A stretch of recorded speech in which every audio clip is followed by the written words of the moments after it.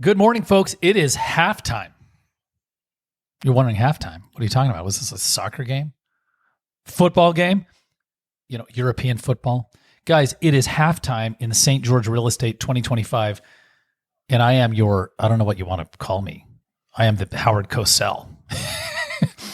Jesse probably actually never knew who Howard Cosell was. It doesn't feel like you were Howard Cosell. You never followed sports as a kid, right? I remember Howard Cosell. Remember? Howard Cosell. I do. Guys, we are the Johnny Carson and the Ed McMahon. We are the something. There's a lot of things you could call me. Yeah. And I'll play it off. This guy's fantastic. He is just absolutely fantastic. This is Jesse Paul with the Larkin Group. Jeremy Larkin with the Larkin Group Home Selling Team. Good KW morning. Realty.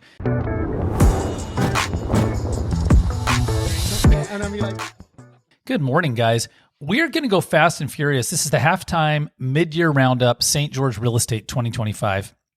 And we're going to break down the big wins, the surprises, and what's ahead for the second half of the year. Hopefully people are going to, onboard their electrolytes, their calories. I don't know what you do at halftime, but you need to do it. From multi-million, as in $8 million mansions, to the cheapest home sold in Washington County. This is the best real estate gossip you're ever going to care about. That's right. Almost like secrets of St. George real estate. I don't know, guys. Whew, Jesse. Yes, sir. Whoop, my microphone went out. It is an interesting time right now. Isn't it? Correct? It is definitely an interesting time. I do. No, I have a mic that's going out. I'm playing with it. We're going to make sure that it's working. I want to talk about something. Here's what we're going to do. We're going to talk about what it feels like versus what it's actually like. Yeah, because we were just talking about that before we came on. I said, is it actually the way it feels, or is it just headlines making us feel that way? Yeah, so when you pull up in your weather app anymore, there's one of the weather apps has what's called Real Feel, but all of them have a feels like function. Okay. So I'm going to give you an example right now. So I use KSL weather, right? And there's what the temperature actually is. So just for fun, I was in Whistler, British Columbia last week. It's still on this. I wish I were there. It was wet the whole time. It currently is 54 degrees, but here's what's so fun. Right now it feels like 54 degrees. Why would they even put that in there? Why would they go to the trouble? And I'm going to give you St. George. St. George is 78. It feels like 78. Why did they give you that? Because depending on the humidity in the air, the wind, if there are clouds, it's going to feel different. For example, it could be 95 degrees, but if you're in the shade, it feels like it's 80. Absolutely, guys. It's a dry heat. By the way, it's 44% humidity. Everybody can feel it. It's monsoon season. I rode my bike this morning. It was beautiful. So what happened, guys? And we're gonna outline this. Jesse, let's just talk about this. Okay. Year to date, we've had how many sales in Washington County? 2,140. That's 2,140 homes sold that were documented in the multiple listing service. I want to be clear that a lot of your new home builders, like D.R. Horton, Entz Homes, Salisbury, doesn't matter. They don't record and report all of their sales in the multiple listing service because they're selling some of their homes to people who just walk in. Yeah, and especially a lot of like for instance, a custom build. If they take a home and then they say, hey, let's build you a similar home, but make some changes, that won't be in there. Yeah, correct. That's not going to be reflected in the data. Okay. So Jesse, here's what's so fascinating. Everybody feels like the real estate market slowed down. Yes or no? Yes. In our industry, we study homes and prices every day. Yes. It feels, well, why don't we actually look at the temperature? Well, if there were 2,140 sales year to date, how many were there last year to date? 2,131. So 2,131. Exactly. Within 9 sales. It's exactly the same. So realtors, if you're a realtor listening to our show, and many of you do, and thank you, by the way. I had a gal call me yesterday to ask me how I'd priced one of our listings. And she said, did you guys get the asking price? Or I said, we had 3 offers. We went 6,000 over ask. She said, what? Yeah. This is a home that I just sold for Scott and Linda. And yeah, we had a bidding war, created a bidding war. Well, because that's not the norm right now. In fact, right now in fact, every agent that I've actually talked to this year has said, wow, I thought I knew how to do real estate. I thought I knew how to price. Isn't this funny? And so we got into the great pricing dialogue, and then I said, can I share a couple of thoughts? And I shared some of our pricing dialogues and frameworks we use to help clients find reality. And she said, should I be joining the Larkin group? I'm like, that's a loaded question. But here we have a multiple offer situation, and she was shocked. She's shocked because it feels slow, but here's the deal. We look at the temperature. We look at the data. There have been exactly as many home sales this year as last year. All right, let's have our next fun one. And I'm actually going to share this with you. Jesse, what were the highest and lowest reported? So the highest reported was 7,450,000. Ooh, And that was a 7-bedroom, 9-bathroom, 14,000 square foot home, 1441 or 441. The lowest sale was 80,000, and it was a 1-bedroom, 1-bath park model. Yep. Now, there was another one in there, but I think it was a mistake, so I excluded it. Well, let me talk about this. We're looking at this home right now. I was clicking. It wasn't responding. 7,450,000. We had a home in the St. George Parade Homes that was $10 million. Yeah. And what was funny is that's what I was expecting to see, but it must have sold outside of the MLS. Yeah, your currently highest reported sales, 7,450,000, 7,387,000, right? One of those in Crimson Ranch Estates and one of them in the Vistas at Entrada. Here's what fascinates me. Crimson Ranch Estates is not a gated community like Entrada or Stonecliff. Typically, like Westgate Hills gated, Vistas and Entrada gated, Stonecliff gated. Right. The next 3 sales were all in gated communities. Crimson Ranch Estates, here's what's happening. A gigantic amount of homes. By the way, this was the 2025 Parade Home by Strata, our friend Nate Schaefer, his building company. A ton, guys, a conduit that's like a 50-foot wide pipe of cash is flowing into the Washington Fields and Little Valley. Yeah, that's it so is true. Literally like just envision this pipe. Listen, it's a bank pipe, so you can see through the tube. It's just like. Yeah. Can you just hear it? I was actually surprised that Washington wasn't the highest price this. And we're going to get to that. He's talking about the highest price. He's talking about the highest price zip code. But let me say one more thing before we go on. You said anywhere from 7,500,000, right? Let's go to ascending down to. And by the way, Jesse, you said while we play. Well, I can tell you right now what was going on like that. That was likely either a mistake or it was a fractional ownership. I think it was a mistake because they don't sell fractional ownerships. I didn't think so. You can still purchase an $80,000 park model in Washington County. So let's talk about this. What was, Jesse, the highest priced zip code in Washington County in 2025? That would be Ivans, 84738. Ivans, Utah. Guys, if you're watching right here, everybody knows Ivans. And here's what's fun about this. Years ago, actually, that's not true, but I mean, I'm still going to go with Ivans because in Springdale, it was pretty high, but there was only 2 homes that sold all year in Springdale. Yeah. You can't really compare that. You have to pull it out. So it was Ivans at 757,000, followed by Washington at 625,000. Yeah, guys, by the way, if you just picked us up, Jeremy, Larkin, Jesse, Paul, Larkin Group, what we do, by the way, is we help folks manage their wealth in real estate. That's what we do. I will ask agents, what's your job? They'll say, we sell real estate. We actually help people manage their wealth in real estate. One of the things we're doing right now at mid-year, at halftime, is we are producing professional equity reports. These are free. That's the best part. Professional, it's what we call a PAIR report, Professional Equity Assessment Report. Professional equity reports on our clients' homes. If you're wondering, well, what's my home really worth right now? Let us know, and we will literally deliver to you a professional equity assessment.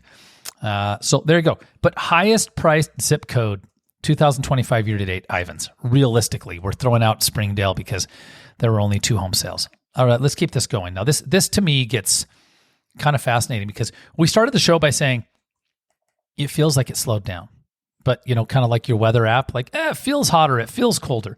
Yeah. The reality is we've seen exactly as many home sales this year as last year, within 9. As a matter of fact, 9 more.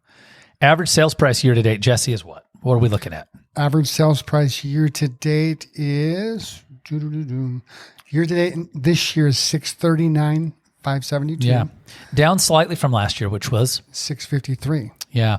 Now, 773. here's the situation. I feel like the Fresh Prince of Bel-Air, my parents went away for a week's vacation. Everybody knows that song, don't they? The situation is this. Averages are really tricky because a few really high or low home sales can upset the average. Yeah. Jesse, is there upward or downward pressure on pricing right now? Downward. Are home values in Washington County, this is opinion, likely to be higher or lower in a year? Lower, I believe. Yeah, guys. Based on the trajectory right now, they're going to be a little bit lower. Yeah. Now, a lot lower? I don't think so. Yeah. It just there's pressure downward. Okay. Average price per square foot. I'm going to share this one. Everybody asks, what's the average price per square foot? $285.07. Someone asked me what the average price per square foot was on new construction.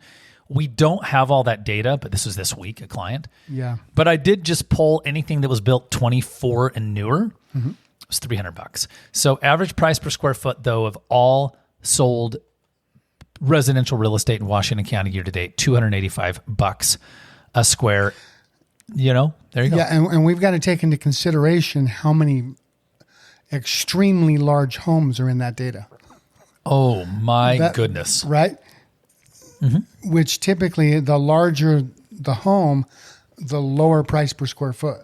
And, and in that new home data, there is a lot of homes like over 2,500 square foot. Well, and guys, and here's what's mystifying right now. You take that highest price that's sold year to date out in Crimson Ranch Estates, parade home. It's like Beauty and the Beast kind of themed. That home, this is crazy to me. Here it sells for $500 a foot. It's like right. $525. $500 a foot. And the home was how big? Like 14,000 feet? 14,000. Yeah, it was just 14,000 feet. Kind of like they're getting started. You could go buy a walkout basement. Maybe it's a 3-story. Mm-hmm. A place like Bloomington Hills or Bloomington that's old, it's dated, it's big, 6,000 feet. You might be $150, $160 a square foot on some of those dated homes. Yeah, for sure. That's how much it can vary. All right, let's keep the hits going. So average price per square foot this year, $285. It's taking people on average start to finish to sell their home. How long? So about 76 days. Here's the funny part. It doesn't have to. Right. I wanted to go deeper with that. Go for it. Because if I start digging into all of the sales, 90, I'm going to say, and this is totally a made up number, 98% of them, but it's pretty close. It feels like it at least, right? Yeah. Well, that's what I'm saying. If I look at 10 of them, 8 to 9 of them will be having some kind of a price reduction. Mm-hmm. And almost all of those will sell within 2 weeks of hitting that price. Jesse, always. So actual days on market, if we just look at from the time they hit the right price, is 2 to 3 weeks. Mm-hmm. But that 76 days, right now we're seeing some time between, okay, where are we going to start and where are we actually going to find a buyer to make an offer? See, here's what's happening. If you go to Zillow, because that's where people go, you're going to notice everywhere in the state of Utah, honestly, the entire Western U.S., you're going to see on Zillow, new listing, but you're going to see this a lot, price cut, because it says it, the words price cut. What it does is it creates the impression that prices actually fell. No. What actually happened is the seller did what initially? They overpriced. They overpriced the home. They stretched. And most of the time, they left room to negotiate. I can tell you right now, guys, that we use, Jesse, to your point, leaving room to negotiate. Leaving room to negotiate actually creates a dynamic in which you as the seller are competing with the buyer. And what you want, Jesse, is you want who to compete? You want the buyer to compete with each other. This is how that you get the most money. That is actually hands down the best way to get the most money. Mm-hmm. And why we don't, and all of us do this, why we don't get that when we're selling our own home is kind of ironic. It's weird. But we get so emotionally attached and emotionally thinking that we lose track of logic. Well, and this is why I want to encourage people to do something, Jesse. I mentioned earlier, this is our halftime real estate report for St. George, Utah, 2025. St. George meaning Washington County. I mentioned that we've been producing professional equity reports. These are free for our clients and friends. Do that before you start doing the math on what you can afford for your next home, because we typically meet clients right after they already said, okay, we think we're going to sell for X. That's going to leave us Y. And then we're going to take that to the next home so we can spend Z. And the problem is, Jesse, in almost every case, it's not an accurate number. Well, and actually that's half truth. A lot of times they've gone somewhere, wherever they're moving, figured out what the houses cost, and then they bring that number back and go, okay, I need to get this much for my house to make that work. I thought that was what I just said. That's not what I heard. That's not what I heard. Same difference. Okay. Same difference. So that's what you said. Sometimes I'm a little bit backwards. Yeah. Same difference. Okay. That's what we're saying. That's what my wife would say. Did you actually listen to me? Yeah. What we're saying is that people have already gone and figured about basically what they've done. How much do I need to buy a house? Yeah. But what they've done is they think their home is worth X, right? Mm-hmm. See, this is the biggest issue. That's my point. And you're actually coming at it just from a different angle, right? And so either they go find out what they want to buy and they say I need X, right. or they say Zillow said my home's worth Y, and so I'm going to net X. Don't do that. I don't know how to say it clearly enough, guys. Here's why there is downward pressure on home prices. I'm going to tell you right now. Last year to date, 2024. Okay, this back up. I said this wrong. This year, we have seen 3,781 new listings hit the market. Let me explain something. If we have 3,781 new listings, we won't have had that many sales yet because it takes time for homes to sell. But we would want them to be close. The problem is we've seen 3,700 new listings, but we've only seen 2,100 sell. So 1,600 more homes have come on the market than have sold. What is that called? It's called rising inventory. When the inventory continues to rise, and is it continuing to rise? Yes or no right now? Rise. It's rising. It's continuing to rise, right? Quite quickly. So, guys, the number of sales hasn't slowed down. The number of listings on the market is going up. And here we sit. Here's what happened locally. Our number of new listings are up by 30% or 29%, right? The number of sales are down by maybe 0.5%, right? So that gap, that 28% gap between new listings and sales is why there's downward pressure. Tons of it. And this is kind of fascinating. This is a fantastic question. Somebody said, hey, I've got a question about the real estate market in South Utah. We're considering selling our home. And Andy literally sent this in from a listener to the show. Okay. Cool. We're considering selling our home, which is built in 1995, has a private in-ground pool. From what I can tell, there aren't many homes with private pools listed around the $550 and under price range in this area. Absolutely true. Do you think a home like ours would be attractive to buyers because of the pool, or are in-ground pools something that people turn away from these days? I'm just wondering if the pool adds value or makes our home harder to sell. Our neighbor down the street is trying to sell their house. It's a little bit bigger than ours and no one wants it. As far as I can tell, they're asking $515 and they're just sitting there waiting. Would mine sell quicker because it has a pool? Thanks. Well, it would sell quicker to someone who wants a pool. And so are you still playing audio on that? Because I hear stuff playing from somewhere. I don't think so. Yeah, I can hear the show playing in the background somewhere. So what's happening is, this is such a great question. Pools are not unattractive. They're just unattractive to people who don't want pools, right? Well, and also it's still going to be price sensitive. So, right. So somebody might, I have a pool, so I can add $100,000 to my house. Because that's what a pool costs. To put a pool, we don't, a nice backyard with a pool. Do we get a 1-to-1 return on pools? If we spend 100, do we get 100 back? I don't think so. We don't. So it's still going to be price sensitive because we're in a price sensitive market. Yeah. So if you knocked it out of the park with your pricing, your marketing, your message, all of the above, yes, your home's going to be attractive. Yeah. But if you just throw it on the market and don't pay attention to the details, and you don't pay attention to where should it actually be priced versus what you think you want. This is another thing that happens a lot is people will look at what's actively on the market and go, okay, this is what I'm going to price my home. The problem with that is they are unsold homes. Yeah. And many of them probably haven't gone through the price reductions that they're going to have to go through to figure out, okay, where is the buyer actually at? Yeah. And here's what's so fun about this question, Jesse, that they've asked. I love everything you just said. We still have to look at a home individually on its merits. Yeah. And there's a good chance that the neighbor's home down the street, it's just overpriced, right? Here's a little data point that we use. When we meet with a seller, we use a fun little equation that I don't know if 10 realtors in the community know. There are 2,000 agents. It's a mathematical equation by which we figure out what the odds are of you selling your home in the first month on the market, which, by the way, Jesse, do you realize what those odds are? Those odds are the same odds of it's the odds of you selling your home at all. Yes.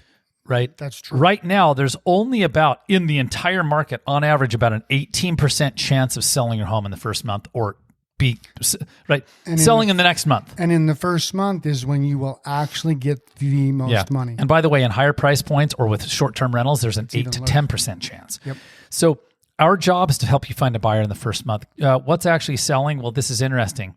Under 2,000 square foot homes are selling in an average of how many days, Jesse? 67. And what's interesting is homes over 2,000 square feet selling in an average of 90 days. Well, it actually has nothing to do with the size of the home. It has everything to do with the way price. they price it. Yeah. So the way they price it. Yep. So the reality is more homes under 2,000 square feet are priced under 600 and under 500 than homes over. Well, this is why you have to understand the nuance. Yeah, you could say, oh, well, fewer people want 5,000 feet. Yes, but remember, this is literally a function of what people can afford in the bigger world. Well, right? I'm going to say something about that because in that over 2,000, there's going to be a lot of homes that are new construction that sat on the market while they were building them. Yeah, so and it's not easy to sell a home while it's being built. Meaning the days on market were accumulating while it was still under construction. Yeah, while they're still under construction. Yep. So if we could exclude those, I'm betting it would be pretty similar to the under 2,000. Yeah, luxury home market. Jesse brought some data in. There's 9 months of inventory. That's a buyer's market. We have 2 minutes. There's only a 10% chance of selling in the first 30 days, which means you need to, right? You know what I mean? You need this. Right. In that one, we've actually seen 2 bidding wars in the last 30 days on our team, guys, which tells us exactly 2 bidding wars, what's working. And so I want to wrap up with this, you guys. There's some fun hot takes that we're going to do on a future show, right? We're going to talk about the 3 fastest selling areas year to date. We're going to do some this or that. Would you rather, have a pool or a 4-car garage, an RV garage or a pool, this or that, a view or blank. Okay. That'll be a good one. Guys, what I want you to understand is that people are continuing to move to St. George. One of the questions that we asked in our halftime show for ourselves was like, well, are more people moving in or moving out? Moving in. They're continuing to move in. Yeah, and that's been the case for years. Yeah, and so what I would love you to do is if you want to have a conversation about your home's equity, it's not you don't have to sell your home. I understand the fear of talking to a realtor, as many realtors say, which is actually a realtor, of talking to a realtor, right? Mm-hmm. Well, I can tell you that talking to us ain't going to obligate you to anything. But I would recommend getting a professional equity assessment on your home. Find out what you're dealing with. Yeah. I heard this, and it's my final hot take. I heard a guy say on a podcast this morning, the only reason people buy homes is for investment. And somebody was like, what do you mean? And he said, well, if you asked any home buyer, even for their personal residence, would you buy this home if you knew you were going to lose money? And everyone would say no. So even if we don't think our home is an investment, we are thinking of it as an investment. That's why you've got so many people sitting on the sidelines, because there's so much fear involved. Yeah. Of what's going to happen with the market. Homes are selling exactly. As a matter of fact, 9 more sold year to date than last year at the same time. Visit us at gostgeorge.com, the Larkin group at KW Realty. Go St. George. That's just GOSTGeorge.com, or Google the Larkin group. Get out there and have some fun today, guys. Thanks for having us.